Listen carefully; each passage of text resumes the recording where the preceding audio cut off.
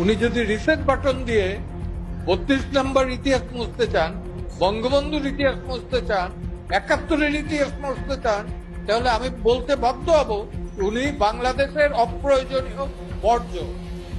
ওনার তো অতীত নাই, 71-এ ওনার কোনো অ্যাক্টিভিটি আমরা জানি না। 71-এর কোনো অ্যাক্টিভিটি নাই, এবং 5ই আগস্টের প্ল্যান উনি 4 বছর ধরে করছেন না 5 বছর ধরে করছেন, we don't know. He is a conspirator. হইতে পারে সে নোবেল লরেটি, হতে পারে উনি পণ্ডিত ব্যক্তি, হতে পারে উনি জ্ঞানী, হতে পারে উনি শিক্ষক, হতে পারেন উনি অনেক কিছু, অনেক বড়, কিন্তু ওই কথার ভিতর থেকে ওনার যেটা বের হয় যে রিসেট বাটন চাপ দিতে, তো রিসেট বাটন কিন্তু আমরাও চাপতে পারি, আমরাও রিসেট বাটন চাপ দিতে পারি। আমাদের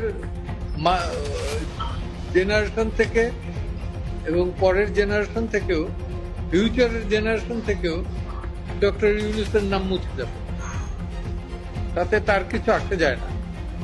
বেসিক্যালি তো উনি American citizen, so far hour knowledge is concern. নরওয়ের সাথে ওনার খুব ভালো সম্পর্ক, এই দেশের সাথে না, এবং লেকচার টেকচার যা দিয়ে বেড়ানো ওই দেশেই দিয়ে বেড়ানো। তো দেখা যাক রিসেট বাটনে চাপাচাপির ভেতর থেকে উনি আমাদের ইতিহাস উল্টে দেবেন না আমরা ওনাদের ইতিহাস উল্টে দেব। আপনার মাধ্যমে আরেকটা কথা আমি বলি, উনি ছাত্র মারা গেছেন এটা যেমন বলছেন, সত্যি আমরা দুঃখিত, তার প্রতি আমাদের অবজ্ঞা নাই।